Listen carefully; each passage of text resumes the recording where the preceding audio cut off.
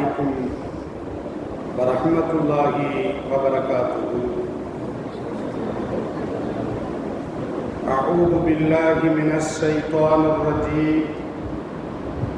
سورة النصر مدنية. بسم الله الرحمن الرحيم. إذا جاء نصر الله والفتح ورأيت الناس يدخلون في دين الله أفواجا فسبح بحمد ربك واستغفر إنه كان توابا. இன்றைக்கு நாம் தஃப்சீருக்காக வேண்டி எடுத்துக்கொண்ட சூரா சூரத்துன் நஸ்ர். நஸ்ர் என்று சொன்னால் இறைவனுடைய உதவி என்று பொருள். இந்த சூரா ஹிஜ்ரத்திற்கு பின்னால் இறங்கியதின் காரணமாக இந்த சூராவுக்கு பெயர் சூரத்து மதனியா, சூரத்து நஸ்ர் மதனியா. ஹிஜ்ரத்துக்கு முன்னால் இறங்கிய சூறாக்களுக்கு சூரா மக்கியா என்று பெயர் சூட்டப்படும். ஹிஜ்ரத்துக்கு பின்னால் இறங்கிய சூறாக்களுக்கு சூரா மதனியா என்று பெயர் சொல்லப்படும். இந்த சூறாவை நீங்கள் பார்க்கின்ற பொழுது குர்ஆன்ல மொத்தம் எத்தனை சூறாக்கள் இருக்கிறது? எத்தனை இருக்குது? குர்ஆன்ல எத்தனை சூறாக்கள்? 114 சூறாக்கள். எத்தனை இருக்குது? 114 சூறாக்கள் இருக்கிறது. கடைசியாக இறங்கிய சூரா என்ன சூரா? சூரத்துன் நஸ்ர். கடைசியாக ஒரே சமயத்தில் இறங்கிய ஒரு சூரா சூரத்துன் நஸ்ர். நீங்க குர்ஆனை படிக்கும் பொழுது இது குர்ஆனுடைய வரிசையில் பார்க்கின்ற பொழுது 110வது இடத்தில் இந்த சூரா வருகிறது. இது 110வது. சூரத்துல் அஹப் 111, சூரத்துல் இஹ்லாஸ் 112, அப்ப சூரத்துல் ஃபலக் 113, சூரத்துல் நாஸ் 114. சூராவினுடைய வரிசை எண். முதல் சூரா சூரத்துல் ஃபாத்திஹா, இரண்டாவது சூரத்துல் பக்கரா. அப்ப சூராவினுடைய அந்த வரிசையில் பார்க்கின்ற பொழுது இது 110வது வரிசையில் வருகிறது. எத்தனாவது வரிசையில் வருகிறது? 110வது வரிசையில் வருகிறது. 110வது வரிசையில் வந்தாலும் இது கடைசியாக இறங்கிய சூரா. அப்ப 114வது கடைசியாக இறங்கிய சூரா. நீங்க குர்ஆன்ல நீங்க பார்த்தீங்கன்னா, இதே மாதிரி குர்ஆன்ல பார்த்தீங்கன்னா அந்த சூராவினுடைய வரிசையும் போட்டிருப்பாங்க. இந்த சைடு அது எப்போது இறங்கியது அந்த இதையும் போட்டிருப்பாங்க. இது எப்போ இறங்குச்சுன்னா 114வது கடைசியாக இறங்கிய ஒரு சூரா தான் சூரத்துன் நஸ்ர். சரி, கடைசியாகனா எப்போ இறங்குச்சு? கடைசியாக இறங்கிய சூரா அப்படின்னா நபி ஸல்லல்லாஹு அலைஹி வஸல்லம் அவர்கள் வாழ்க்கையில எத்தனை ஹஜ் செஞ்சிருக்கிறாங்க? ஸல்லல்லாஹு அலைஹி வஸல்லம் அவர்கள் எத்தனை ஹஜ் செஞ்சிருக்கிறாங்க? 2, 5? ஒரே ஒரு ஹஜ் தான் செஞ்சிருக்கிறாங்க. அதற்கு பெயர் ஹஜ்ஜத்துல் வதா, விடை பெறக்கூடிய ஹஜ் என்று சொல்லப்படுகிறது. அதற்கு பெயர் என்ன பெயரு? ஹஜ்ஜத்துல் வதா, விடை பெறக்கூடிய ஹஜ். அப்படின்னா அடுத்த வருஷம் ஸல்லல்லாஹு அலைஹி வஸல்லம் இருக்க மாட்டாங்க என்பதை உணர்த்தக்கூடிய ஒரு ஹஜ் தான் ஹஜ்ஜத்துல் வதா. அந்த ஹஜ்ஜத்துல் வதாவுல ஹிஜ்ரி 10ஆம் ஆண்டு, ஹிஜ்ரி 10ஆம் ஆண்டு துல்ஹஜ் பிறை 12, துல்ஹஜ் பிறை 12, அதற்கு ஐயாமு தஷ்ரீக் என்று சொல்லப்படுகிறது. அந்த துல்ஹஜ் பிறை 12 ஐயாமு தஷ்ரீக் கூடிய நாட்கள்ல மினாவில் வைத்து இந்த சூரா இறங்கியது. எங்க வச்சு இறங்குச்சு?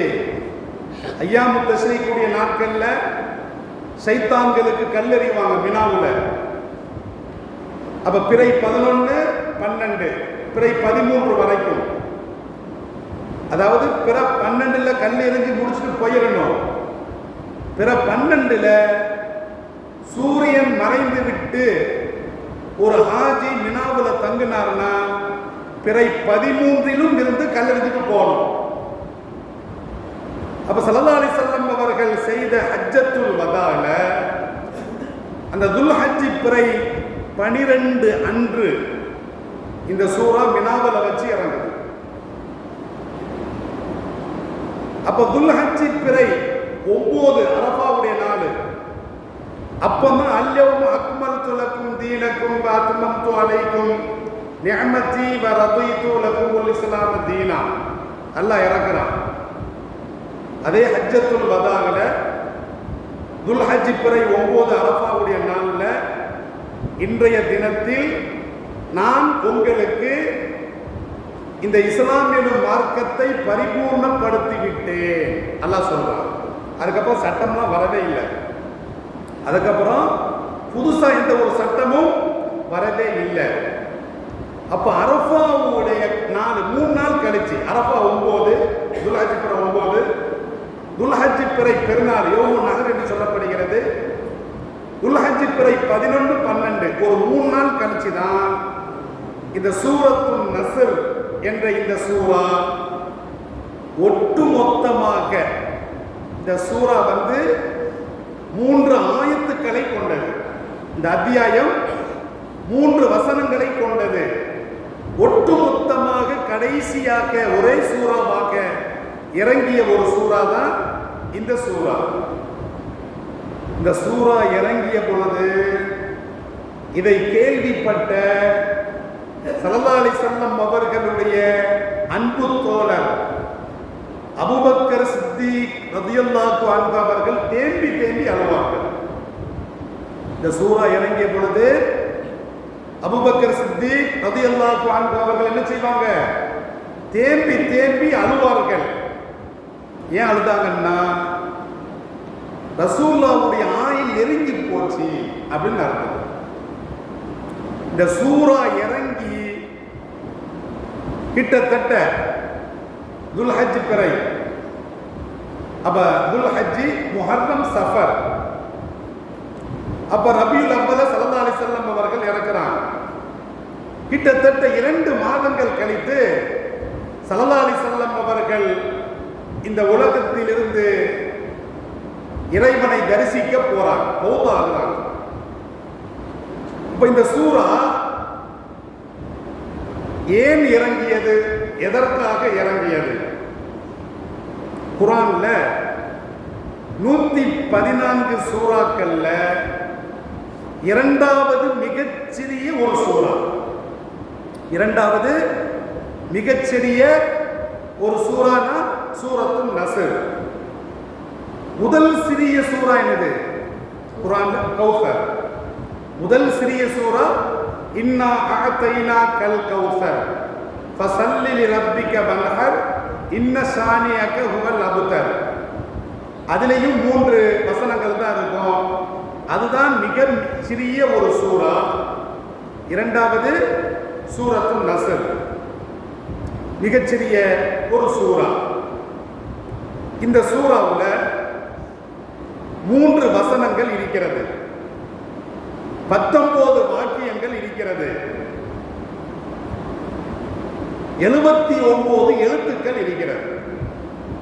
அதாவது எழுத்து அப்படின்னா அல்லாஹ், அலிஃப் 1, லாம் 1, கே 1, இது எழுத்து.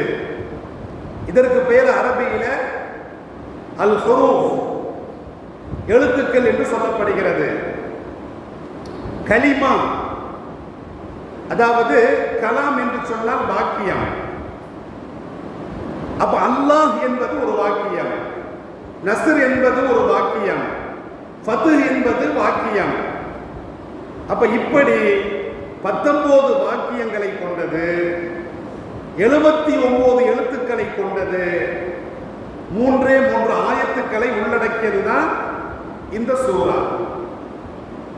இந்த சூராவில் அல்லாஹ் என்ன பேசுறான் அப்படின்னா, இதா ஜாஅ நஸ்ருல்லாஹி, அல்லாஹ்வுடைய உதவி வந்த பொழுது, வல் ஃபத்ஹ், வெற்றி வந்த பொழுது. அல்லாஹ்வுடைய உதவி, அல்லாஹ்வுடைய உதவி என்றால் இதற்கு ஹசன் பஸரி ரஹ்மத்துல்லாஹி அலைஹி அவர்கள், முஜாஹித் ரஹ்மத்துல்லாஹி அலைஹி அவர்கள் என்ன தஃப்சீர் செய்றாங்க அப்படின்னா, நஸ்ருல்லாஹ், அல்லாஹ்வுடைய உதவி, குறைஷிகளுக்கு எதிராக அல்லாஹ்வுடைய உதவி. குறைஷிகளின் மூலமாக இஸ்லாத்திற்கும் இஸ்லாமியர்களுக்கும் நபிக்கும் நபி தோழர்களுக்கும் சொல்ல முடியாத கஷ்டங்கள் துயரங்கள் வந்தன. அப்ப அவர்களுக்கு எதிராக அல்லாஹ்வுடைய உதவி வந்தது என்று இதற்கு தஃப்சீர் செய்யப்படுகிறது.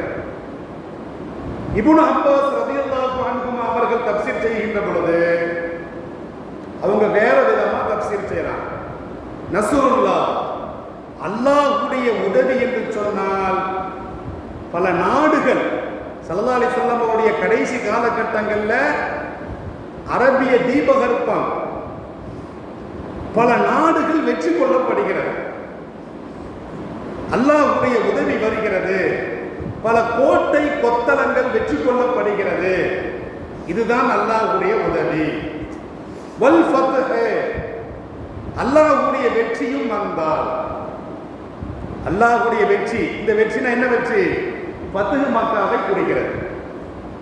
ஃபத்ஹ் மக்கா, மக்காவினுடைய வெற்றி எப்போது கிடைக்கிறது? ஹிஜ்ரி 8ஆம் ஆண்டு ரமலான் மாசத்துல, ஹிஜ்ரி 8ஆம் ஆண்டு ரமலான் மாசத்துல மக்காவினுடைய வெற்றி கிடைக்கிறது. அப்ப இந்த சூரா 2 வருடங்கள் கழித்து ஹிஜ்ரி 10ஆம் ஆண்டு துல்ஹஜ் பிறை 12 அன்று இந்த சூரா அல்லாஹ் இறக்கி வைக்கிறான். அப்ப அல்லாஹ் என்ன சொல்றான் அப்படின்னா, அல்லாஹ்வுடைய உதவி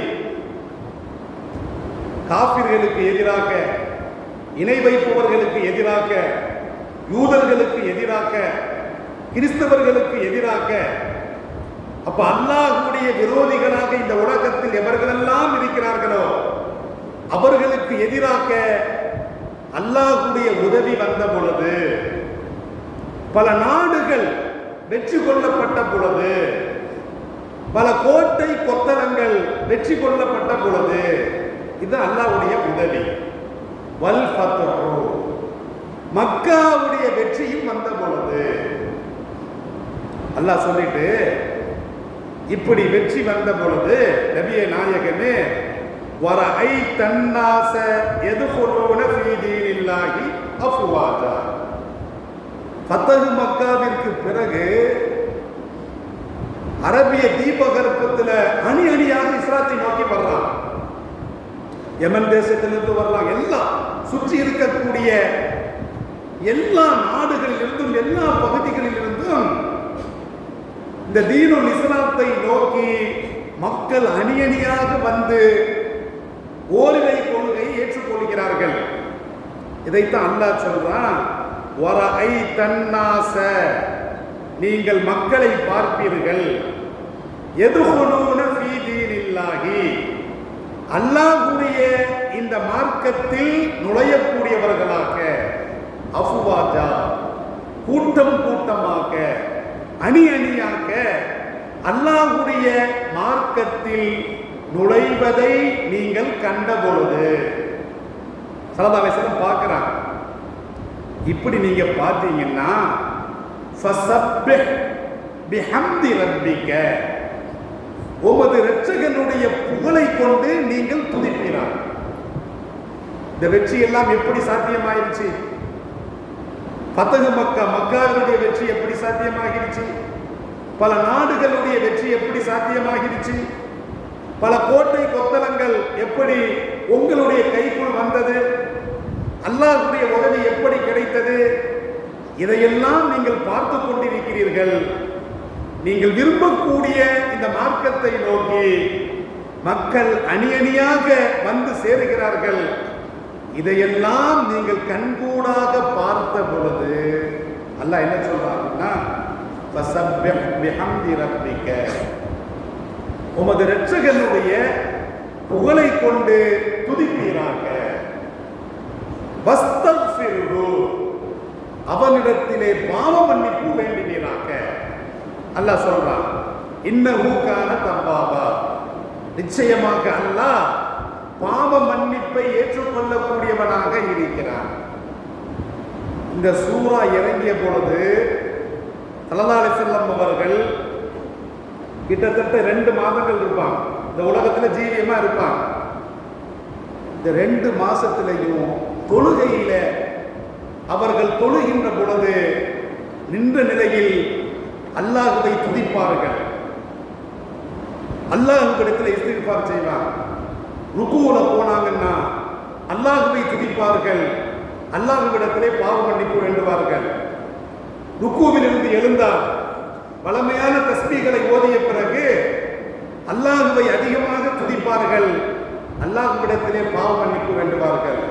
சஜிதாவுக்கு போனா அப்ப அல்லாஹ்வை அதிகமாக துதிப்பார்கள், அல்லாஹ்விடத்திலே பாவ மன்னிப்பை வேண்டுவார்கள். ஹதீஸ்ல வருகிறது, அன்னை ஆயிஷா சித்திகா ரலியல்லாஹு தஆலா அன்ஹா அவர்கள் அறிவிக்கக்கூடிய செய்தி புகாரி ஷரீஃபிலே வருகிறது. இந்த சூரா இறங்கியதிலிருந்து ஸல்லல்லாஹு அலைஹி வஸல்லம் அவர்கள் வஃபாத்தாகிற வரைக்கும் எந்த தொழுகையிலும் நின்ற நிலையாக இருக்கட்டும், அமர்ந்த நிலையாக இருக்கட்டும், அல்லது ருக்குவாக இருக்கட்டும், அல்லது சஜிதாவாக இருக்கட்டும், எல்லா நிலைகளிலும் அல்லாஹ்வை அதிகமாக புகழ்ந்தார்கள், அல்லாஹ்விடத்தில் அதிகமாக பாவ மன்னிப்பு வேண்டினார்கள்.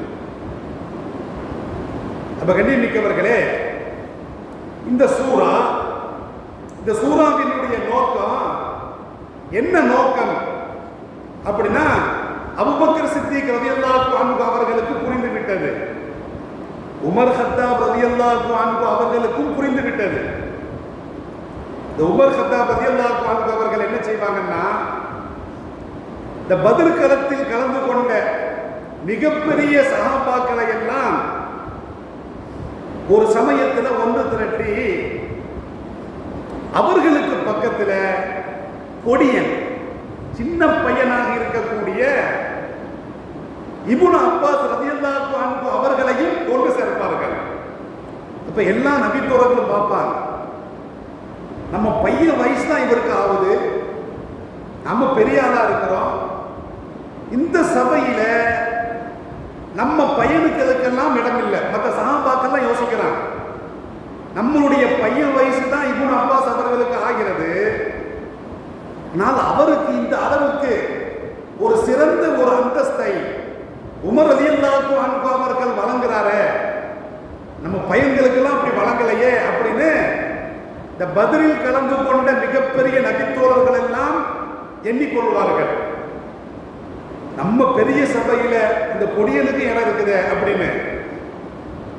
அப்ப இதை உமர் கத்தாப் ரலியல்லாஹு அன்ஹு அவர்கள் தெரிந்து கொள்வார்கள். அப்ப அவங்க வந்து ஏன் இந்த சபையில், பெரியோருடைய சபையில சிறியவராக இருந்த இப்னு அப்பாஸ் ரலியல்லாஹு அன்ஹு அவர்களுக்கு ஏன் இடம் தந்தேன் என்பதை நிரூபிப்பதற்காக வேண்டி அந்த சமயத்தில் இப்னு அப்பாஸ் அவர்களை வச்சுக்கிட்டு எல்லா சஹாபாக்கள்கிட்டையும் கேட்பாங்க, இந்த சூராவை பத்தி கேட்பாங்க. இதா ஜாஅ நஸ்ருல்லாஹி, அல்லாஹ்வுடைய உதவி வந்த பொழுது, வல் ஃபத்ஹு, வெற்றி வந்த பொழுது, இதற்கு என்ன அர்த்தம் அப்படின்னு யார் கேட்கிறா? உமர் கத்தாப் ரலியல்லாஹு அன்ஹு அவர்கள் பெரிய சஹாபாக்கள், பத்ர் களத்தில் கலந்து கொண்ட சஹாபாக்கள், அவர்களுடைய பாவத்தை அல்லாஹ் மன்னித்து விட்டான் என்று சொல்லி காட்டுறான். அவங்க என்ன தப்பு செஞ்சாலும் அவர்களுடைய பாவத்தை நான் மன்னித்து விட்டேன் என்று சொல்லலாம். அந்த அளவுக்கு உயர்ந்த இடத்தில் இருக்கக்கூடிய பத்ர் சஹாபாக்கள், பெரும்பெரும் சஹாபாக்கள் தான் கேட்பாங்க. சில பேர் பதில் சொல்லாம அமைதியா இருப்பாங்க. சில பேர் என்ன சொல்லுவாங்கன்னா, இப்பதான் நம்ம தான் எல்லா நாடுகளையும் வச்சு கொண்டாச்ச. அவங்க சொல்லுவாங்க, நம்ம தான் பக்கத்தில் இருக்கிற அரபிய தீபகற்பம் நமது கையில வந்துருச்சு, அல்லாஹ்வுடைய உதவி கிடைச்சிருச்சு, ஃபத்ஹ் மக்கா கிடைச்சிருச்சு அப்படின்னு மேலோட்டமா சொல்லுவாங்க. ஆனால் இப்னு அப்பாஸ் ரலியல்லாஹு அன்ஹு அவர்களிடத்துல உமர் ரலியல்லாஹு அன்ஹு அவர்கள் கேட்கிறாங்க, இப்னு அப்பாஸ் அவர்களே, இந்த இவங்கெல்லாம் சொல்றாங்கல்ல, வெற்றிக்கு மேல் வெற்றி வந்து விட்டது, அல்லாஹ்வுடைய உதவி வந்து விட்டது, அப்ப இவர்கள்லாம் சொல்றாங்களே, இதே கருத்தை நீங்கள் சொல்லுகிறீர்களா அல்லது வேறேனும் கருத்தை நீங்கள் சொல்லுகிறீர்களா என்று கேட்ட பொழுது இப்னு அப்பாஸ் ரலியல்லாஹு அன்ஹு அவர்கள் சொல்லுவார்கள், மேலோட்டமாக வெற்றியை குறித்தாலும் ரசூலுல்லாஹ்வுடைய தவணையை அல்லாஹ் சொல்றான். ரசூலுல்லாஹ்வுடைய ஆயுளின் கடைசியை இது குறிக்கிறது. இதுக்கு மேல என்ன வேலை? ஸல்லல்லாஹு அலைஹி வஸல்லம் அவர்கள் இந்த உலகத்திற்கு வந்தாங்க, மார்க்கத்தை பரப்புனாங்க, பல வெற்றிகளை அவர்கள் சாத்தியமாக்கினாங்க, அல்லாஹ்வுடைய உதவி கிடைச்சு போச்சு, எல்லா சட்டங்களும் இறங்கி விட்டது. இதுக்கு மேல ரசூலுல்லாஹ்வுக்கு வேலை இருக்குதா? ஒண்ணுமே கிடையாது.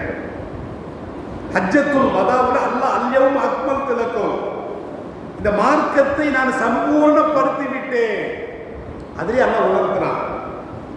இந்த சூறாவிலே அல்லாஹ் உணர்த்துறான். அப்ப நீங்கள் திருப்திப்படுகின்ற அளவுக்கு மக்கள் எல்லாம் கூட்டம் கூட்டமாக இஸ்லாத்திற்கு வந்துவிட்டால் கடைசியில் உங்களுக்கு என்ன வேலை? இந்த வெற்றியை தந்த அல்லாஹ்விற்கு, இந்த உதவி செய்த அல்லாஹ்விற்கு நீங்கள் அல்லாஹ்வை துதிக்கணும், அல்லாஹ்விடத்துல பாவ மன்னிப்பு வேண்டணும்னா உங்களுடைய நேரம் முடிந்து விட்டது. இப்னு அப்பாஸ் ரலியல்லாஹு அன்ஹு அவர்கள் சொல்லுகின்ற பொழுது, இந்த சூறாவினுடைய நோக்கம் இன்ப ரசூலுல்லாஹ்வுக்கு வேலை இல்லை.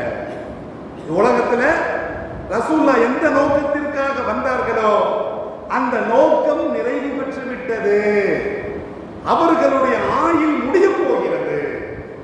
அதைத்தான் அல்லாஹ் இந்த இடத்துல உணர்த்தி காட்டினான் என்று சொன்ன பொழுது சரியா சபாஸ் சொல்வார்.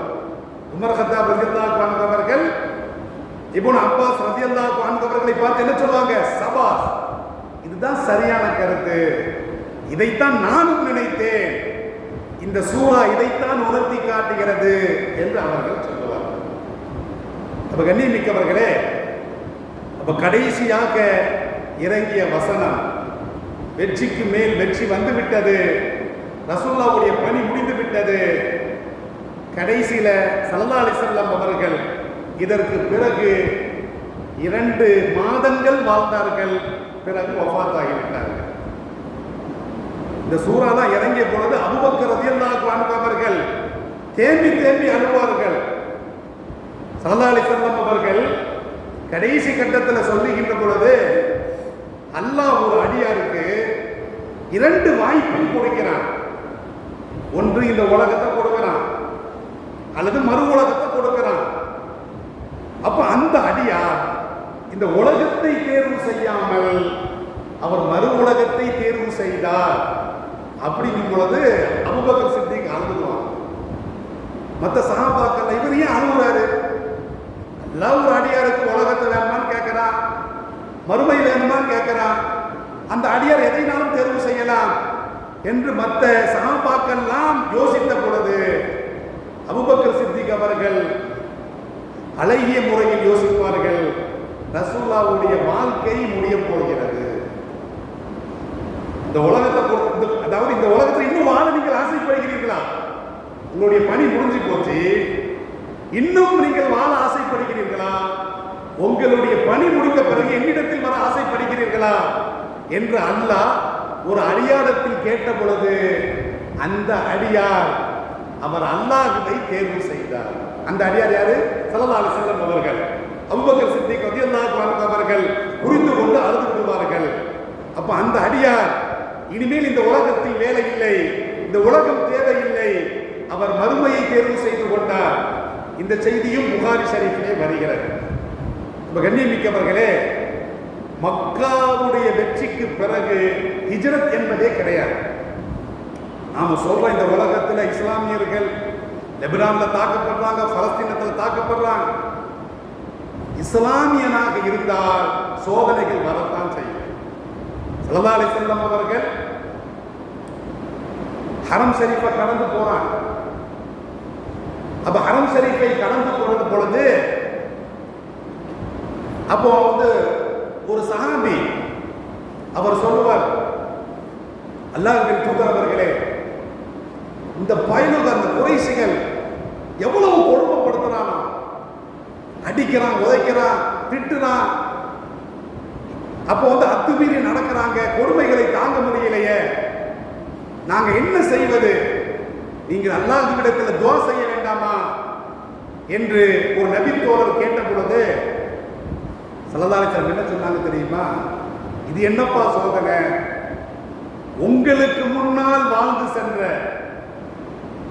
ஒரே இறைவனை ஏற்றுக்கொண்ட அந்த தோழர்கள் பட்ட கஷ்டம் என்ன தெரியுமா? அவர்கள் அல்லாஹ்வை ஏற்றுக்கொண்டதற்காக உங்களுக்கு முன் வாழ்ந்து சென்ற அந்த தோழர்கள் என்ன செய்யப்படுவார்கள்? கொடுமைப்படுத்தப்பட்டார்கள். எந்த அளவுக்கு அப்படின்னா, குழிய தோண்டுவான், குழிய தோண்டி என்ன செய்வாங்கன்னா இடுப்பு வரைக்கும் அந்த குழியில இறக்கி அந்த குழியை மூடி கூர்மையான ரம்பத்தால் தலையை 2 கூறாக பிறப்பார்கள். அல்லாஹ்வை ஏற்றுக்கொண்டதற்காக, அல்லாஹ்வை நம்பியதற்காக உங்களுக்கு முன் வாழ்ந்து சென்றவர்கள் இந்த கஷ்டத்தை பட்டிருக்கிறாங்க. ஸல்லல்லாஹு அலைஹி வஸல்லம் சொல்லுவாங்க, குழி தோண்டி அதுல இடுப்பு வரைக்கும் உள்ள நிக்க வச்சு அதுக்கப்புறம் குழியை மூடி தப்பிக்காதவாறு ரம்பத்தை வச்சு தலையை 2 கூறாக பிறப்பார்கள், நெஞ்சு வரைக்கும். அந்த சமயத்திலும் அவர் அல்லாஹ் ஒருவன் என்று சொன்னார். நீங்க அந்த அளவுக்கு கஷ்டப்படுறீங்க? ஸல்லல்லாஹு அலைஹி வஸல்லம் அவர்கள் கேட்பார்கள். இன்னும் சில தோழர்கள் எந்த அளவு கஷ்டப்பட்டார்கள் தெரியுமா? இந்த கூர்மையான ஆயுதங்களை கொண்டு அவர்களுடைய உடலின் மீது செலுத்தி அப்படியே பறந்துவார்கள். ஈக்கி மாதிரி இருக்கும், கூர்மையான ஈக்கி. இப்படி குத்தி கிழிக்கும் பொழுது அவர்களுடைய சதைகள் எல்லாம் சின்ன பின்னமாகிவிடும். அந்த நேரத்திலும் அவர்கள் இறைவனை நம்பினார்கள், ஓரிரை கொள்கையை கைவிடவில்லை. நீங்க அந்த அளவுக்கு கஷ்டப்படுறீங்க, சபுர் செய்யுங்க, சபுர் செய்யுங்க. ஸல்லல்லாஹு அலைஹி வஸல்லம் சொல்லுவாங்க, இந்த சோதனைக்கு ஒரு விடிவு காலம் பிறக்கும், இந்த வேதனைக்கு ஒரு விடிவு காலம் பிறக்கும். ஸல்லல்லாஹு அலைஹி வஸல்லம் அவர்கள் சொன்னார்கள், அந்த விடிவு காலம்தான் ஃபத்ஹு மக்கா. ஃபத்ஹு மக்காவின் பொழுது எல்லா வெற்றியும் சாத்தியமாகிவிட்டது. சஹாபாக்கள் நிம்மதியாக இஸ்லாத்தை ஏற்றுக்கொண்டு வாழ்ந்தார்கள். அதற்கு பிறகு ஹிஜ்ரத் என்பதே கிடையாது. இருந்தாலும் வலாக்கின் ஜிஹாதும் நீயத்தும், அறப்போராட்டமும் நீயத்தும் கியாமத் நாள் வரைக்கும் இருக்கும் என்று என் பெருமான் ஸல்லல்லாஹு அலைஹி வஸல்லம் அவர்கள் சொல்லுவார்கள். ஆகவே கண்ணியமிக்கவர்களே, அல்லாஹ்வுடைய உதவி இஸ்லாமியர்களுக்கு இருக்கிறது. நஸ்ரும் மினல்லாஹி வ ஃபத்ஹுன் கரீபுன், அல்லாஹ்வுடைய உதவி சமீபமாக இருக்கிறது, அல்லாஹ்வுடைய வெற்றி சமீபமாக இருக்கிறது. அது ஏன் தாமதமாக வருகிறது என்று சொன்னால், இஸ்லாமியர்களிடத்தில் இருக்கக்கூடிய பாவங்கள் தான் காரணம். நாம செய்யற பாவங்களுக்கு அல்லாஹ் தண்டிக்கிறான். அல்லாஹ்வுடைய வெற்றியும் உதவியும் சமீபத்தில் இருந்தாலும் கூட வருவதற்கு தாமதமாகுவதற்கு நாம் தான் காரணமே தவிர வேறு யாரும் காரணம் அல்ல. எனவே கண்ணியமிக்கவர்களே, எப்படி இஸ்லாமியர்களுக்கு வெற்றி கிடைத்ததோ, அல்லாஹ்வுடைய உதவி கிடைத்ததோ, அந்த வெற்றியும் உதவியும் கடைநிலையில் இருக்கக்கூடிய ஒவ்வொரு முஸ்லிமுக்கும் கிடைக்கும். அவன் இந்த உலகத்தில் முஸ்லிமாக வாழ்ந்தால். அதைத்தான் இந்த சூரா உணர்த்தி காட்டுகிறது. ஒரு மனுஷனுடைய ஆயுள் கடைசி கட்டத்தில் செல்லுகின்ற பொழுது அவன் கடைசியில அல்லாஹ்வை அதிகமாக துதிபாட வேண்டும், அல்லாஹ்விடத்திலே பாவ மன்னிப்பு கோர வேண்டும். இதையும் இந்த வசனம் உணர்த்தி காட்டுகிறது. எனவே எல்லாம் வல்ல அல்லாஹ் நபிக்கும் நபி தோழர்களுக்கும் எந்த வெற்றியை, எந்த உதவியை சாத்தியமாக்கினானோ அதே வெற்றியை, அதே உதவியை எல்லாம் வல்ல அல்லாஹ் எல்லா முஸ்லிம்களுக்கும் சாத்தியமாக்குவான். அது நம் கையில் தான் இருக்கிறது. நாம் ஓரிரை கொள்கையின்படி, இந்த இஸ்லாத்தின்படி நாம் வாழ்ந்தால் நிச்சயமாக இறுதி வெற்றி என்பது அது இஸ்லாமியர்களுக்குத்தான் என்பதை இந்த சூரத்துல் நஸ்ர் உணர்த்தி காட்டுகிறது. எல்லாம் அல்ல அல்லாஹ் அகில உலகத்தில் வாழக்கூடிய எல்லா முஸ்லிம்களுக்கும் சுதந்திரமான வாழ்க்கையில் அல்லாஹ்வுடைய வெற்றியையும் அல்லாஹ்வுடைய உதவியையும் கொடுத்து அவர்களை சிறப்பித்து தருவானாக. வாஹிரு தஅவானா அனில் ஹம்துலில்லாஹி ரப்பில் ஆலமீன். அஸ்ஸலாமு அலைக்கும் வ ரஹ்மத்துல்லாஹி வ பரகாத்துஹு. சுப்ஹானல்லாஹி வ பிஹம்திஹி